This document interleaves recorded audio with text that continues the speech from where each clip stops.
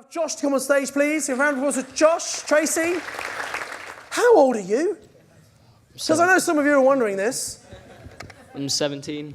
17. Yep.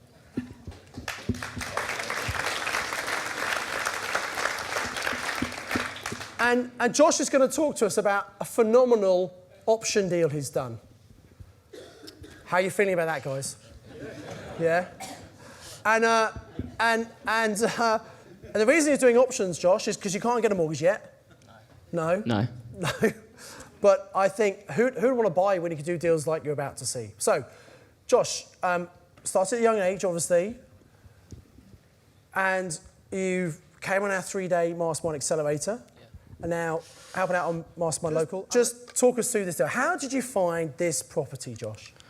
Well, at the time, I was working down at M&S, big up M&S, and I got asked by my boss at the time. He asked me to take this woman round to shop with her, and her name was Joanna, and she was a lovely, lovely woman. And basically, you taught us at Mastermind Accelerator that we should tell everyone what we do. And yeah. I got speaking to her, and I took her around a couple of times, and I told her that I was getting into property and I was really interested. And she ended up saying to me, "Oh, my landlord's trying to sell his house. You should like speak to him."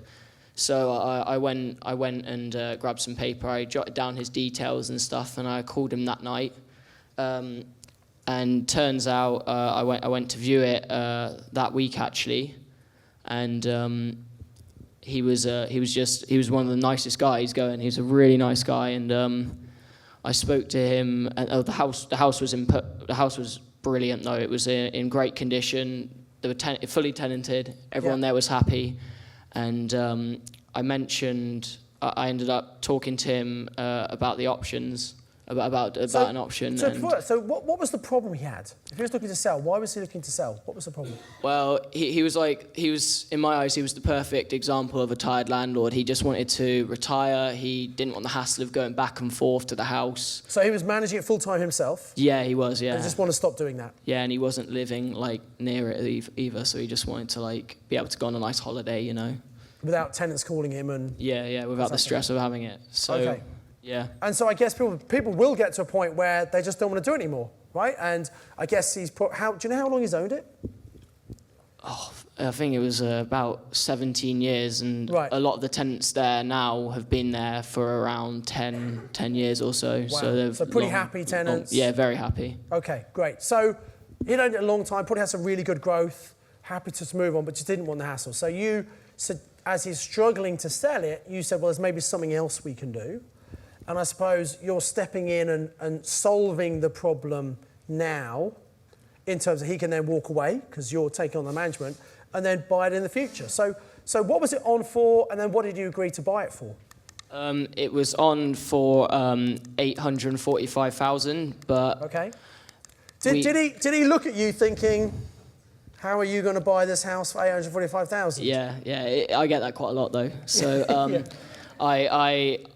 I think it's good to create good rapport with people. So I was trying to find common interest with him, and I was I was getting along with him the best I could. And fortunately for me, he already understood options because his father did options. Oh, that's lucky. Yeah, very lucky. Yeah, okay. And so I spoke to him about the option. He was all up for it. So, but I guess you didn't use the terminology option, did you? Oh no, I didn't say the word option. No. At the start, I was explaining what it was without saying the word option. He was like, "Oh, are you talking about an option?" I was like, "Right, yeah."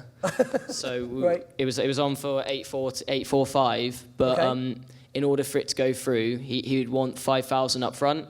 So I said to him if we do it for 845, we'll just knock off that 5,000 at the end. Okay. So in other words, like I said, how much do we say is a minimum you get an option for? It's £1, right? But this was fully rented, and it was making him a profit, obviously. So he's not just going to give it for £1, is he? So that's why he wanted some money up front. So the option fee was 5,000, which you can negotiate to take off the end price. Okay? Great thing about an option, you can negotiate whatever you and the other party want. It's all about what you can agree between you. Okay? So how many beds is it? And tell us about the rental on it and everything. Yeah. It's a 13-bed HMO. Right. And right now it's bringing in 5,400 a month. Okay. And how much are you paying him? I'm paying him 3,000 a month. Right. Okay. And I'd say like 800, 900 for bills. Yeah. So a couple of thousand a month, 24,000 a year. You're earning more than your age. I guess, yeah. Maybe. What do your friends think about this?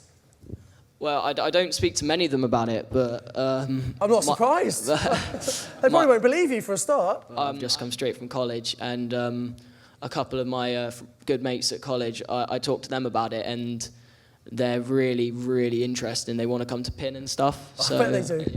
Yeah, it's quite nice watching how enthusiastic they are about it. Yeah, fantastic. Sorry, how long is the option period on this one then? It's any time up to 5 years. Okay.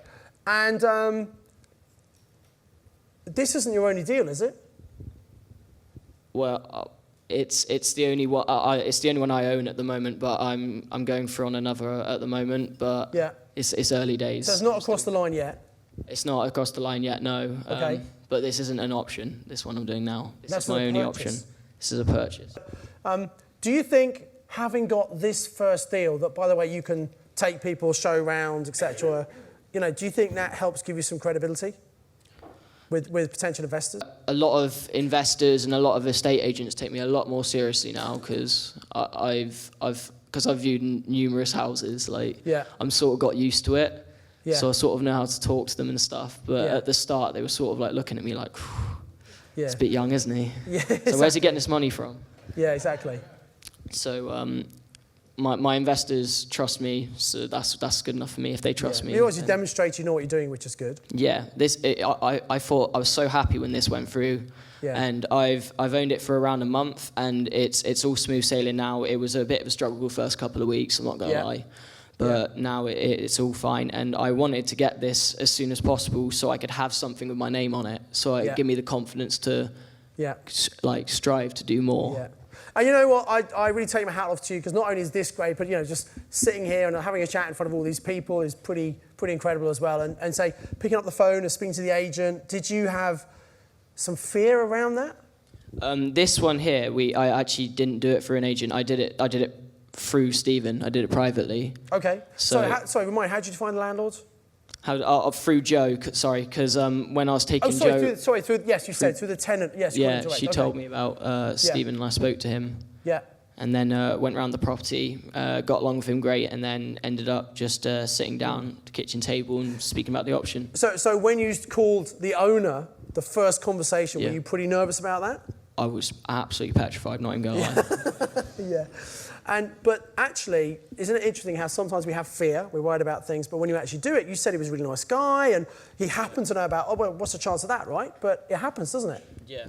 Yeah, I think it's just, instead of me trying to be someone I'm not, I've just got to relax a bit. Because at first, when I first spoke to an agent, I was sort of I was super nervous, and I was sort of telling them all my details. He was asking how much money I have, he was asking how much I make, and I was... Yeah, I'm 17. I've just come out of college, or I'm actually still at college. Probably not what the agent really wants to hear, Norm, is it? Yeah, he wasn't impressed. He didn't call me back either. Shockingly. Shocking, yeah. Have you taken him around the house yet? What, that agent? Because you should do. I actually did speak about it to my mum about that. So yeah, you should do. I should do it. You should definitely do that. I think so. And obviously you're on Mastermind Local in Oxford, helping out. So how are you finding that? Well, I'm absolutely loving it, to be honest. It's amazing. I think the thing that's pushed me to do this and to look at other properties is the fact I've had so much support throughout the whole thing, whether it's from guys down at MML, they're over there somewhere. There they are. They're being very quiet, the Oxford Massive. Yeah. Yeah. And then family members as well, and also the fact that I had brilliant teaching from Accelerator, and also from my mentor as well. It's been it's very, very I'm very fortunate. I think so. Excellent. Let's give Josh a massive round of applause. Well done, Josh. Thank you so much. Good luck in the van tonight. Hey, it's Simon here. I just want to thank you for taking the time to watch this inspirational case study. I'm sure you got a huge amount out of it. And if you want to learn more about how you can use this incredible strategy, I've prepared 2-hour on-demand online training for you completely free of charge, teach you what you need to know to be a successful HMO investor and landlord. All you have to do is look in the description below this video, click on the link and register to get access to that free training. I suggest you do it right now.